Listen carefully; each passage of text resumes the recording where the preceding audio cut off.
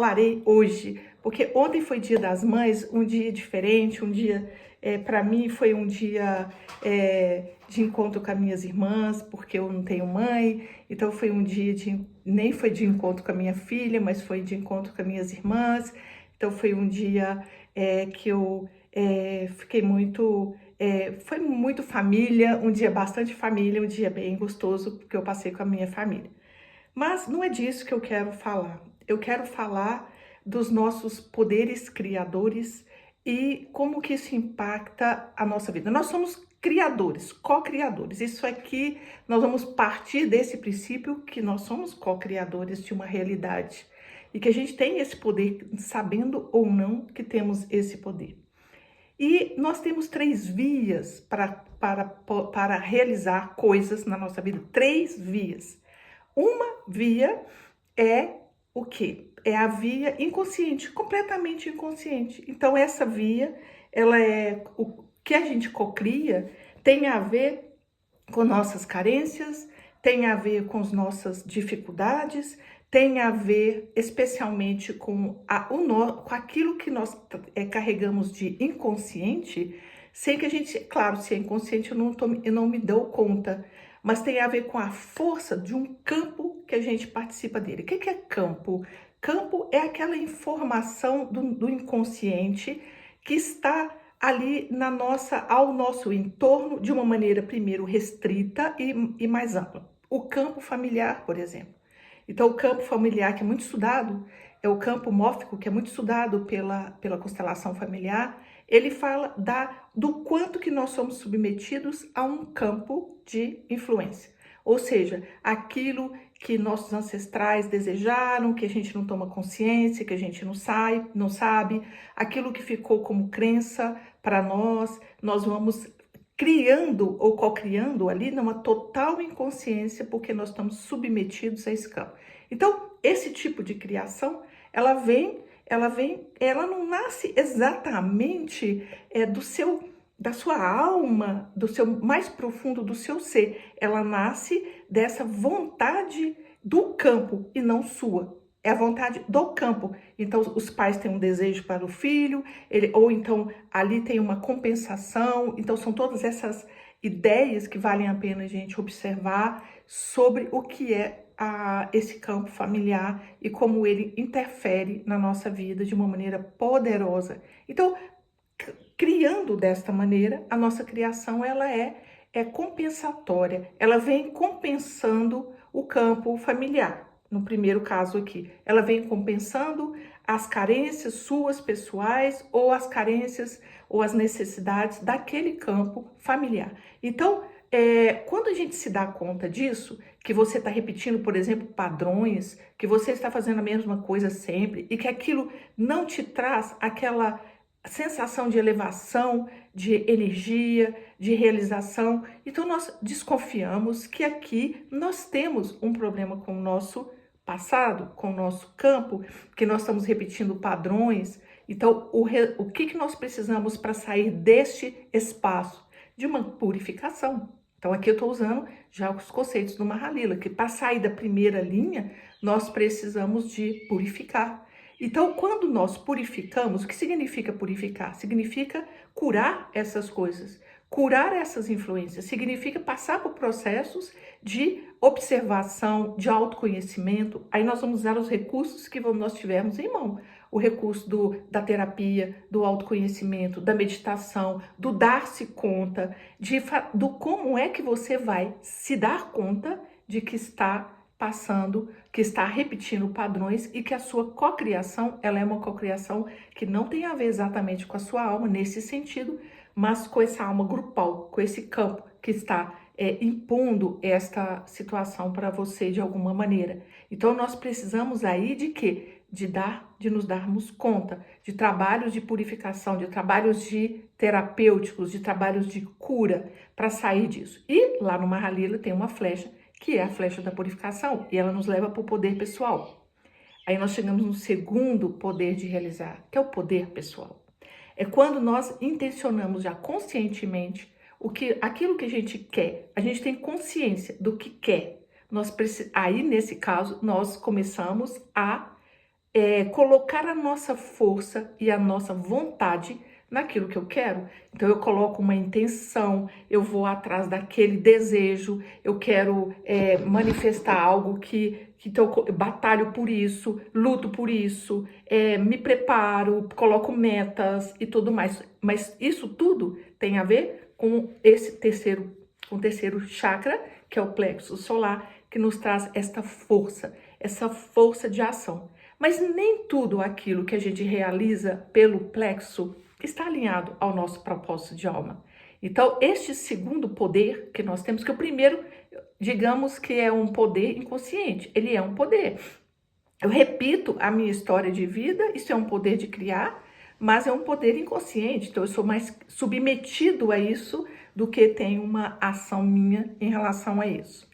No segundo poder, eu estou ali intencionando, eu estou ali querendo realizar algo, estou colocando força, energia, tempo, pagando um preço para realizar isso, de sacrifícios, de custos, de tempo. Então você está intencionado ali. Então ali nós desenvolvemos essa força da vontade, que é um grande poder. Ter força de vontade é um grande poder. Então, nesse segundo momento, nós começamos a realizar, a construir, a co-criar a partir desta força. E as pessoas buscam muito porque é um grande salto você sair do estar submetido completamente a ter poder pessoal. Então, é uma grande força que a gente desenvolve, essa força do poder pessoal. Essa força dessa capacidade de decidir. Então, eu decidi que eu vou na academia, eu decido emagrecer, eu decido fazer uma viagem, eu decido estudar. Então, nós vamos desenvolvendo ali um ego maduro. E que a pessoa deixa de ser vítima das situações e ela começa a direcionar voluntariamente a energia dela numa direção qualquer, da direção que ela deseja. E isto é imensamente poderoso. E é disso que se fala muitos dos livros de realização, do segredo. O segredo começa aí, falar deste poder de realizar, de colocar uma mente positiva, de colocar você na expectativa positiva e tudo mais que nós temos a ver com que é muito falado isso, desse nosso grande poder, mas ele precisa de estar sentado num ego maduro, nesse ego que tem a capacidade de assumir as coisas.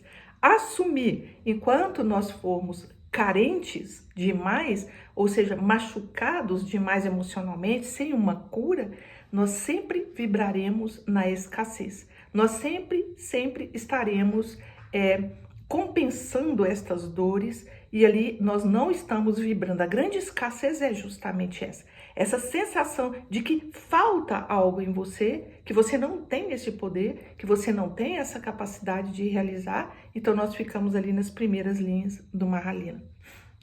Mas eu quero falar hoje, eu quero só localizar vocês, mas eu quero falar desse terceiro poder. E o terceiro poder é o poder de alinhar-se ao seu espírito. Este é alinhar-se ao seu lado mais interno. E esse poder, ele não é de luta. Ele não é de luta como o plexo. Ele é um poder que ele é baseado no silêncio. Então, ele é um poder onde você silencia para poder realizar. É muito diferente. Então, aqui no plexo, eu luto para realizar. E toda a minha energia é de luta. Mas aqui no coração e no laríngeo, que na verdade são os 3 chakras superiores, a realização ela vem com o alinhamento com o propósito da alma. E ali já não é uma realização, é uma manifestação dos propósitos da alma.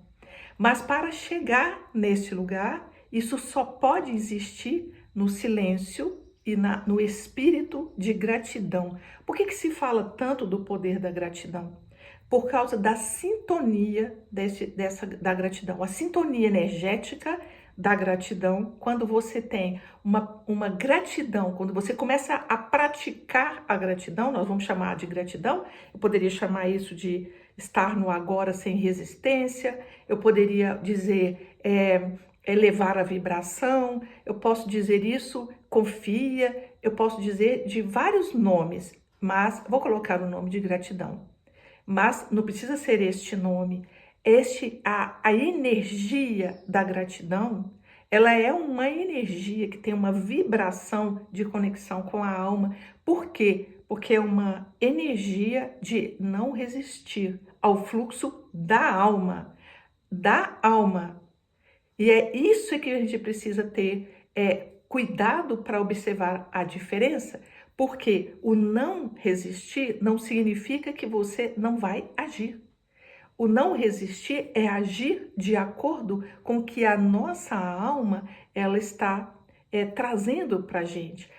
E como que a alma vai se manifestar? Ela vai se manifestar com uma sincronicidade, com um desejo que nasce em você, mas é um desejo que você sente que é diferente daquele desejo egóico. Aquele desejo egóico, é difícil explicar, mas a gente vai ter que perceber a diferença de uma coisa e outra.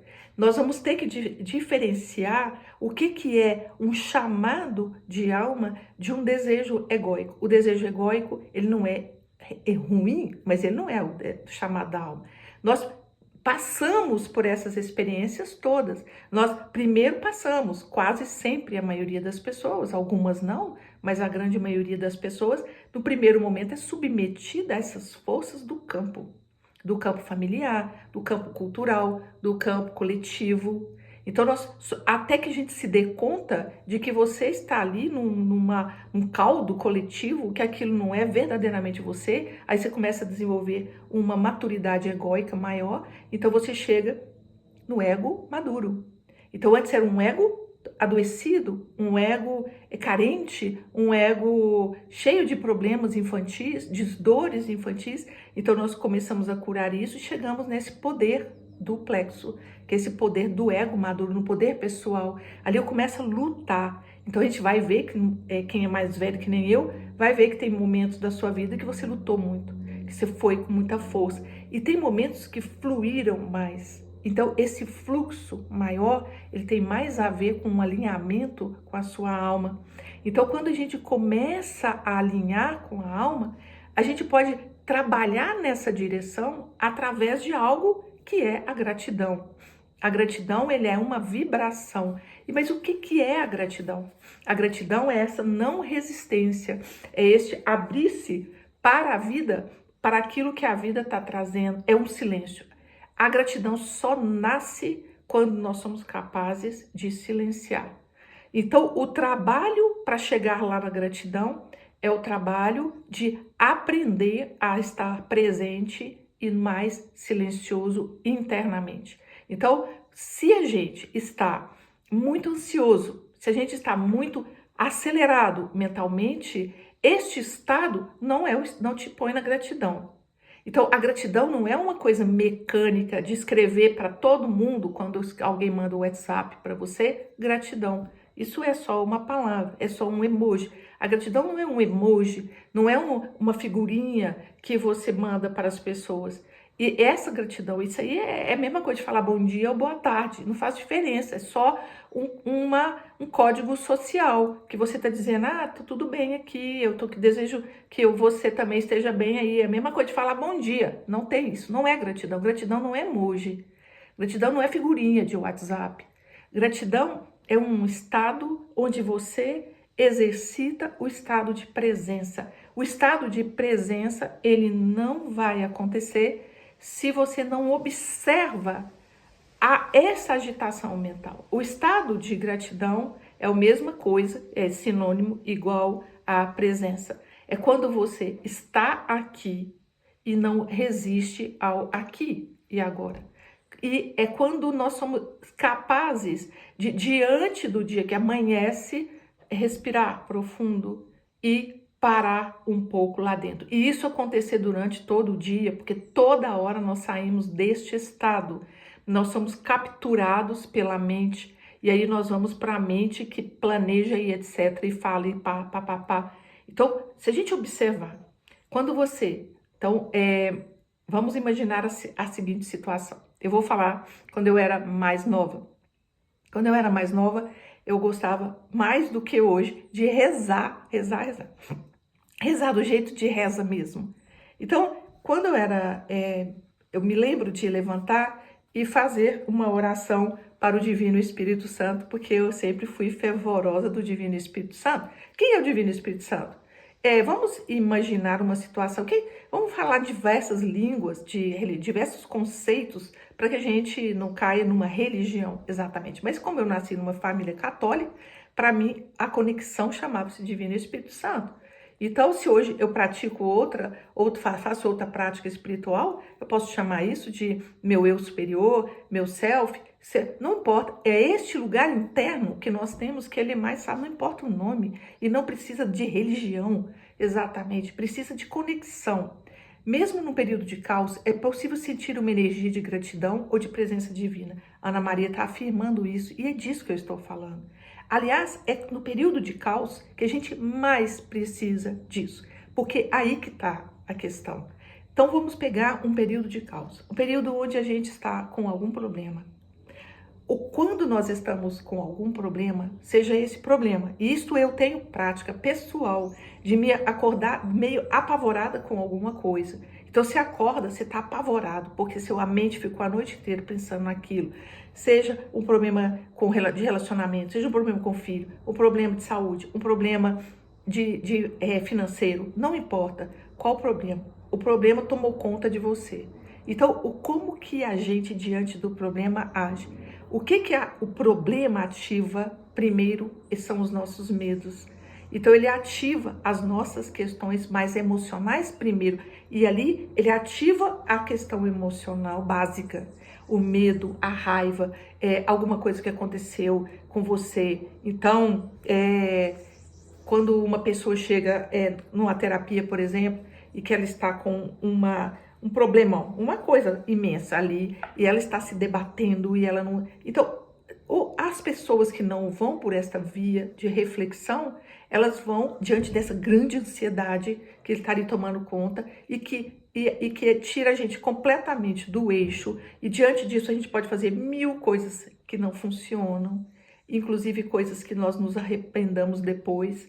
Então, diante dessa coisa que está acontecendo, muita gente vai procurar um ansiolítico. Não estou falando que você não precise, às vezes você precisa. Não estou contra os remédios de maneira alguma. Eu mesmo, nos atendimentos terapêuticos, eu sou a primeira a perceber ali no atendimento terapêutico se a pessoa precisa de um psiquiatra, se ela precisa tomar um antidepressivo, se tem algum problema.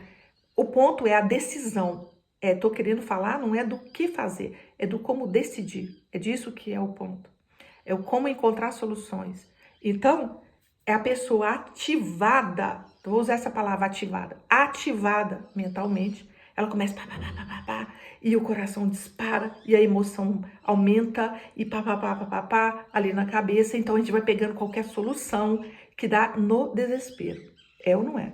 Então, no desespero, vou fazer isso, fazer aquilo, sai correndo daqui, sai correndo dali. E, às vezes, nenhuma destas soluções seria a mais eficiente. Se eu paro, então, no caos, eu paro e respiro. Eu paro e falo assim, deixa eu entrar aqui para dentro de mim e fazer a pergunta para a pessoa que sabe responder. Então, a gente, em vez de perguntar para fulano, ciclano, para 100 pessoas, o que eu faço, o que eu faço, o que eu faço? Principalmente quando a pessoa é mais insegura, né? Que ela vai perguntar para todas as amigas. Então, se eu paro, não faço isso, e eu paro e sento e entro pro quarto, fecho a porta e respiro, e saio deste estado de tumulto, a resposta virá. A resposta mais apropriada para aquela situação virá. É no estado de calma. Esta é a condição do Espírito falar com você. Que você seja capaz de manter este estado de calma para escutar. É como se você falasse assim, Deus, o que eu faço, o que eu faço? Mas Deus não grita. Ele não grita, ele fala baixinho. Então você precisa acalmar. Falar assim, o que eu faço? E faz a pergunta correta. O que eu faço? Qual é o direcionamento que eu devo tomar nesta situação específica onde eu estou vivendo um problema? Então eu preciso respirar. silenciar. Então, quando eu falo de agradecer, quando nós começamos a desenvolver um espírito de gratidão, o que nós estamos desenvolvendo? É na hora onde não há este tumulto maior, na hora onde você não está no estado de desespero, você começa a exercitar a capacidade de conexão, porque fica mais fácil na hora que eu desespero. É como se eu aprendesse o caminho sempre do lugar que pode sempre te ajudar. Então, primeiro eu trilho esse caminho, numa hora que eu nem tô achando que eu preciso de ajuda, mas eu sei onde é. Tipo assim, se for uma questão médica, onde é a UPA? Aqui, no meu condomínio, onde eu moro, no meio do mato. Então, as pessoas chegam aqui, ou pelo menos eu, quando cheguei aqui, né? Mas outro dia a gente estava conversando aqui com o meu vizinho, ali a gente falando assim, bom, se a gente passar mal aqui, como é que faz? A 10 quilômetros, menos de 10, a 3 quilômetros, ou não, 3 não, porque é mais que isso, 10 quilômetros.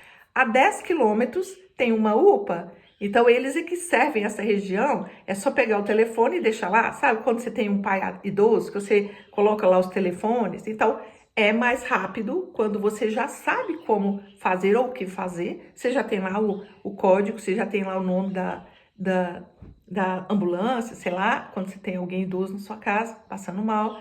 Então, você toma providências antes. Ou quando eu não sei onde ir, então eu já vou... é lá a rodoviária, ali o aeroporto, é este ônibus que eu tenho que pegar para ir para tal lugar que eu não conheço. Então, eu previamente defino o caminho. Então, a gratidão no dia a dia, quando você não precisa, é justamente aprender o caminho dessa conexão interna. É quando eu, ao começar a abrir, quando eu falo assim, eu olho para cá, é porque tem uma janela aqui, vocês não devem entender porque que eu tô olhando pro lado, né? É porque tem uma janela e eu acabei de escutar um passarinho cantar. Então, quando eu escuto esse passarinho que tá cantando e eu observo ele ali cantando, e eu me abro para esse momento, eu desenvolvo uma capacidade de sintonia com eu desenvolvo um caminho até ao centro do meu ser. Então, a gratidão e esse estado de presença, ele é um estado de aceitação e de apreciação da vida. Então, essa energia da gratidão, ela tem uma potência absurda, é a nossa maior potência prática do dia a dia, é desenvolver presença ou gratidão, dois nomes iguais. Então, quando a gente é capaz de fazer isso, e ainda por cima usando a nossa força de vontade, nós estamos alinhando os nossos chakras mais poderosos. É o chakra quando a minha força de vontade que vem daqui se alinha, quando eu me ponho um propósito, onde que vem a força de vontade? De colocar um propósito de, em vez de pular da cama e ser submetido pela rotina da correria, principalmente quem corre muito, eu corro muito, mas é de levantar e antes de começar antes de tirar o pé da cama, respira e sente o seu corpo na cama ainda. Respira e faça uma oração. Qual oração? A que te conecta com esse estado. Faça a sua, faça a que te conecta com esse estado de abertura, de querer se conectar com... Mas qual que é a diferença de gratidão e pedido? Porque a gente costuma a rezar, pelo menos num país como o nosso, que todo mundo tem uma tradição cristã muito grande, seja você católico ou de outras, mas a tradição é cristã. Então, de alguma maneira, a gente aprendeu alguma oração em alguma hora na nossa vida. Então, mas as orações, muitas vezes, elas são usadas quando a gente já está desesperado, quando a gente está pedindo. Mas este estado de silêncio é que precisa ser cultivado. Esse estado de entrar dentro do seu coração, entrar dentro da morada do ser. E a morada do ser é aqui, é ser capaz de desenvolver presença, é essa capacidade de relaxar aqui, justamente aqui no nosso coração, relaxar. Então esse é o trabalho principal que nós devemos fazer uma vida inteira. Por quê? Por que esse é o trabalho principal? Porque aí você recebe orientações. Na Bhagavad Gita conta a história de uma luta entre dois primos por causa do trono.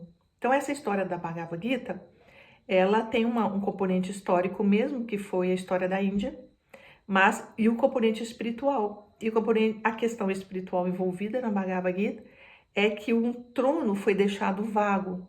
Então a gente podemos falar disso metaforicamente. Tem um trono que precisa ser ocupado por alguém e ele foi deixado vago. E um dos primos, o Arjuna, que é o herói dessa jornada, naquela época, o Krishna estava encarnado. E ele participou desta guerra ali. E ele conhecia esta família. Então ele estava ali relacionado à família. Mas a guerra era entre dois primos primeiros. Então ele conhecia todos os dois, a família de todo mundo. E todos os dois primos foram pedir ajuda a Krishna, para que Krishna ajudasse a ficar com o trono, que era do tio deles, que não tinha deixado filhos. Então quem estava disputando era Arjuna e Duryodhana. Então, quando os dois chegaram para pedir ajuda a Krishna, quem chegou primeiro foi Arjuna. Mas Krishna disse para os dois primos assim, ali, ó, na minha frente, que eu vou ajudar os dois. Mas eu tenho um exército e eu tenho a mim mesmo. O exército ou a mim mesmo. Qual um vai escolher eu mesmo para conduzir a carruagem, que naquela época, 5.000 anos atrás, tinha carruagem de guerra e os próprios príncipes iam lutar. Não era que nem hoje, né, que as guerras são de drone e sei lá o quê. Não. Quem estava envolvido na guerra estava envolvido na guerra, ia para frente de batalha. Então, o Arjuna, ele chegou primeiro e o Krishna tinha dito, estava lá, Arjuna e Duryodhana, nós queremos sua ajuda. Ele falou, vou ajudar os dois. Eu ajudo, mas eu vou conduzir. Ou eu sozinho conduzo o carro de guerra que vai te levar, ou eu dou o meu exército inteiro. E ele tinha um grande exército. O Duryodhana ficou assim, apreensivo, porque quem ia escolher primeiro era o Arjuna. Ele falou assim, nossa, meu Deus, é claro que eu quero os carros de guerra, claro que eu quero o exército. Eu estou numa guerra, eu quero o exército. Arjuna parou e pensou, eu prefiro o seu comando, eu prefiro você com a carruagem. E o Duryodhana preferiu o exército. E ali essa batalha se deu. O Krishna não sabia atirar, não sabia lutar, só sabia conduzir o carro. E ele deu todo o exército, cavalos, armas, tudo pro outro. E ficou só com um. Quem ia ganhar a guerra foi Arjuna. Então é isso. Então nós muitas vezes agimos como Duryodhana. A gente quer as ferramentas da luta e não a condução pelo espírito. Então, a diferença é enorme. Todos nós estamos numa batalha sempre, sempre. Não é um ou outro, somos todos nós que vamos enfrentar desafios. Cada hora é um. A vida é cheia dessa experiência de ser desafiado desde que você morre. Desde que você nasce, inverti a ordem. Desde que você nasce até o momento que você vai embora para outra jornada, você é sujeito a um monte de desafio, e a gente pode observar. E às vezes as pessoas falam, mas parece que não para. Vai parar quando? Quando nós formos capazes de silenciar a mente. Por quê? Porque aí as coisas que vêm de fora impactam menos. Não significa que os desafios não continuam, mas é que eles impactam de uma maneira diferente. Então, nesta batalha da vida, que ela não para, é uma coisa, é outra coisa, é outra coisa. Ai, conquistei isso, não consegui. É a natureza deste lila, desse jogo que nós estamos aqui na vida. Então, neste jogo da existência, nesse grande jogo, o que importa é conectar-se, é escolher Krishna nesse caso, né? Nessa metáfora. Não estou falando de escolher Krishna se você não é hindu, você vai escolher o espírito. Eu estou dizendo aqui da Bhagavad Gita. É fazer esta escolha do silêncio para que você seja comandado pela sua alma e não pelo seu espírito guerreiro, que está aqui no segundo chakra, no terceiro chakra. Esse espírito guerreiro é necessário. A Juna lutou, mas ele foi conduzido pelo espírito. Não significa ser conduzido pelo espírito, não é não fazer nada, é fazer aquilo que você precisa fazer. E às vezes aquilo que você precisa fazer é um grande desafio, mas é o que você tem que fazer. É aquilo que te corresponde fazer.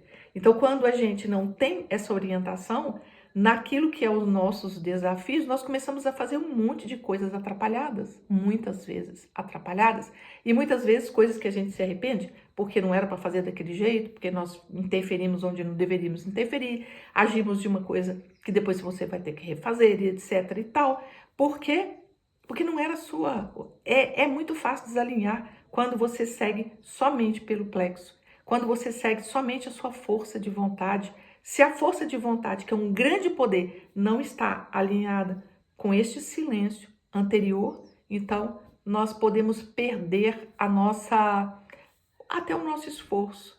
E olhar para trás e falar, não valeu a pena, não era bem assim, era de outro jeito. Então, o meu convite é que você, nessa semana, procure, no meio dos seus desafios, no meio do tumulto que pode estar acontecendo na sua vida, qualquer que seja ele, antes de qualquer coisa, silencie. Desenvolva. E se você não está vivendo conflito nenhum, se você não está sendo desafiado nesse momento, então o desafio que eu estou passando é gratidão. O que é gratidão? É começar a observar. A gratidão te tira da mente julgadora. E esse é um grande poder que a gente tem. Então, assim, como que seria uma mente não grata? Aquela mente crítica? Aquela mente, primeiro eu estou falando da mente que está reclamando mesmo, mas sabe aquela coisa o tempo inteiro, crítico? É silenciar o crítico e o julgador dentro de nós, que olha para tudo vendo defeito. Para tudo vendo defeito. Esse tudo pode ser pessoas, pode ser o que você tem, é tudo com um olhar de falta. Tudo, absolutamente tudo, com um olhar de falta. Então, será que a gente pode parar ou experimentar, não focar no que está faltando e olhar para e soltar um pouco o controle? Todo mundo que é controlador tem dificuldade de estar na gratidão, porque está controlando tudo, não é não? Todos os controladores, os perfeccionistas, os pensamentos negativos, os muito arrogantes, ou seja, todos nós temos dificuldade de estarmos na gratidão, cada um por causa da sua questão. Mas o estado de gratidão é esse estado de soltar, é esse estado de estar presente. E vale começar o dia com uma oração. A sua oração.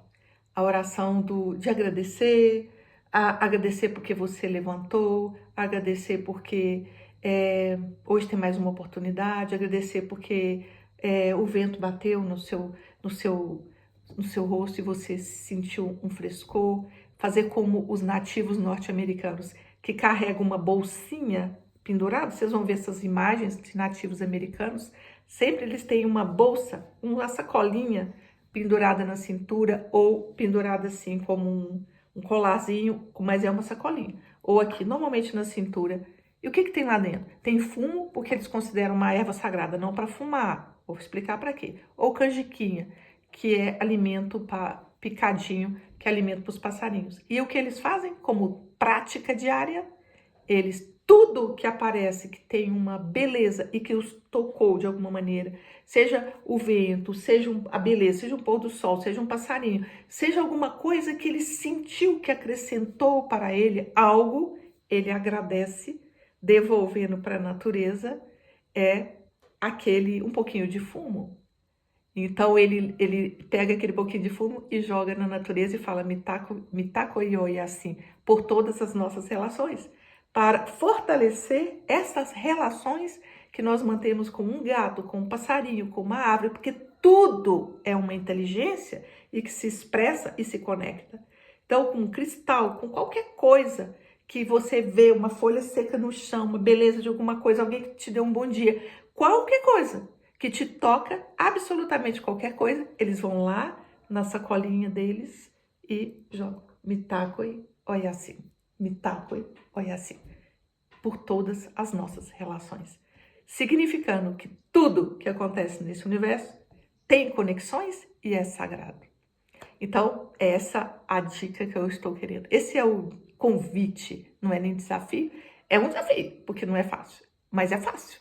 Só não é que a gente esquece. Não é que ele seja difícil de fazer. Você não precisa ir para lugar nenhum, não precisa ir viajar, não precisa nada. Precisa estar aqui e conseguir respirar profundo e fazer esse silêncio. Então, fica aí essa dica dessa semana. Um beijo para todos vocês.